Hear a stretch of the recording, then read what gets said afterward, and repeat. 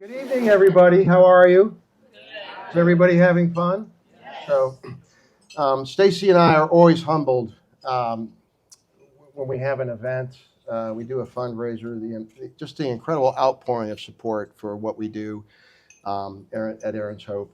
Um, Visiting the club tonight. This has been Tammy as a rock star. The board are extraordinary. I mean, this has been a long time coming, but it's incredible to see East Club open here in Lexington. This is where Erin was born. So we have a special affinity for Lexington, and so many friends who are here tonight have come out to support us. But what we do at East Club is, you know, I'd like to say that it's really magic, and I guess it is magic. But it's a really simple model. It's to create an environment, a safe, loving environment where these kids can come. These extraordinary kids who are gifted can come, have a good time, hang out with each other, and not walk around with their elbows up around their ears, right? Or their elbows, shoulders. So elbows would That be would be hard. interesting. Yeah. Anyway, so we're very humbled and grateful, and we thank you all so much for coming out tonight to support this incredible journey that we're on. We have a vision to open 10 clubs around the United States by 2026. And Stacy and we got a little bit derailed with COVID, but Stacy and I initially had a vision to open an East Club in every major city. So if you're independently wealthy or a billionaire, please connect with us. We'd love to talk to you about opening about 150 of these clubs because it really makes a difference in the lives of these kids. And if you want to see or hear firsthand, talk to one of the parents that are here or the kids that are here tonight and talk to them about their experience at East Club. It's really miraculous. So I'm not sure which microphone to talk into. You got that thing, I got this one. Anyway, one of the things that we truly need is we need exposure. We know without a doubt there's nothing like this in the United States. There is probably nothing like this beyond that we know. And right now, 1 in 36 children or adults are diagnosed with autism, and 1 in 10 of those will think about and or act on committing suicide. Sorry. Within the last 3 weeks in Florida where we live, I've had 2 conversations. One very troubling, but it shows the need. A mother with a 10-year-old boy, and he's already talked about committing suicide twice because of being bullied and being isolated. So we know that what we're doing makes a difference. We know because we hear from parents. We know because even at our latest fundraiser for the national office, a father came up to us and said, with tears strolling down his face, that we've changed their life.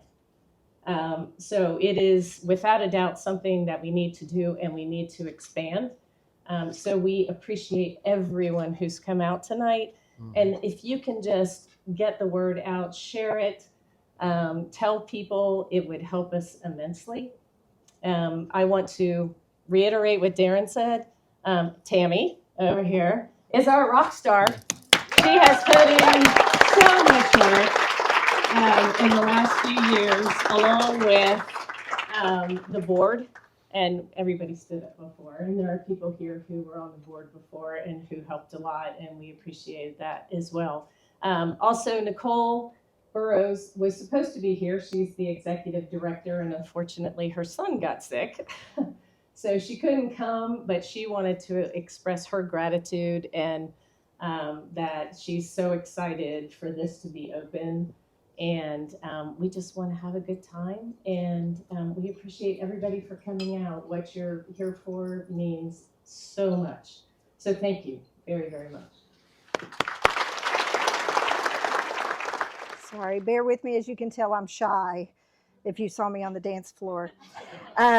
So my name is Tabitha. My son is Carlton. He's over there, the really tall one, right here in the back. Carlton's 20 years old, and he was diagnosed with autism at the... Not even going to get through the first sentence. He was diagnosed with autism at the age of 2. His social development, of course, has always been delayed, but he desired to have friends just like any other child does as they're growing up. He was always very fortunate to have great teachers who would connect him with others so that he didn't go to the prom alone. He didn't have to do the activities at school by himself. Sorry. My phone messed up. Oh, goodness. Can somebody help me? Can you help me figure this out? I'm technologically impaired, so if you'll bear with me just one second. I don't know what I did here. This is yours. Oh, you're so sweet. Thank you. Okay, here I am. All right. So he was very fortunate to have excellent teachers that would get him involved in school activities so he didn't have to go alone. He didn't have to go to the prom alone. He got involved in the drama club, and they did great with him, but no real lasting friendships ever developed.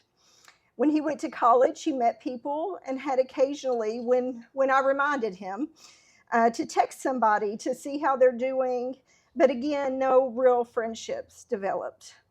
Most kids make lifelong friends by the age of 19, but Carlton was still struggling. Nobody at birthday parties or gatherings other than family. No movies or arcades except with his family. No weekends or evenings full of activities like most kids. For us, it was a lot of time alone and on video games. And then one day he asked if I ever thought he would have a friend. And so I started looking online for surely there's somebody, some group, some kids that are also struggling with the same things. And that's when I found Erin's Hope for Friends online. They were having an event, so we decided to go. And because of that event, Carlton has not one, not two, but three amazing and wonderful friends. He had his 20th birthday party with friends by his side. He has been to parties. He's been bowling, swimming, countless movies, arcades, and other events with his friends. The entire summer, he's kept me very busy, and I'm not used to that. So he's gone out to dinners and lunches, and he's had something to do every week since the beginning of summer, since the day that we found the E-Club. His life and mine are forever changed because of this. He's made genuine connections with others who listen and understand him because of this organization. It's been life-changing for him to have these relationships, and now there's no turning back. He's become more social and understanding, and he's not only found friends, but he's learned how to be a friend. And for that, we're forever grateful. Thank you. Good evening. It is a pleasure to have this opportunity to speak to a group of kind spirits. Your presence here speaks volumes about who you are inside. Tonight, I want to tell you a story. Imagine that you are learning to ride a bicycle. To do that, multiple tasks need to be coordinated in real time. You need to steer it, provide the locomotion, and balance it, all while planning where it will go next. Now, add to that mix the fact that you are autistic. This may mean that you can be overwhelmed by external stimuli and that your ability to prioritize tasks may be lacking. With these elements combined, you have the makings of a real adventure. In front of my home is a grassy slope that my father thought would serve as the perfect staging area for the removal of the training wheels from my bike. So, here you are, top of the hill, sunny day, light breeze, helmet on, green grass all around you, and you are at the rite of passage milestone of taking the training wheels off. Everyone around you seems excited about it, but you don't have a clue about what all this fuss is about. The time to go from the top of the hill to the bottom is about 3 seconds. You receive encouragement from around you as the ride is about to begin, and the reminder don't forget to pedal. With a strong push from behind, you are on your way. During the first second, everything is rushing by in a blur. You feel the wind, the pressure from the seat, the handlebars, the bumps from the sod, the tight chin strap, the metal of the bike rattling, the itchy shirt, your shoes on the pedals, and the raspy sound of the grass being crunched. By the next second, the bike is starting to slow and get wobbly, which you have not experienced before when the training wheels were on. You try to steer, but it seems to have no effect. At second 3, the momentum has dissipated, and you need to do something. Or, as you discover, the ground comes up to meet you.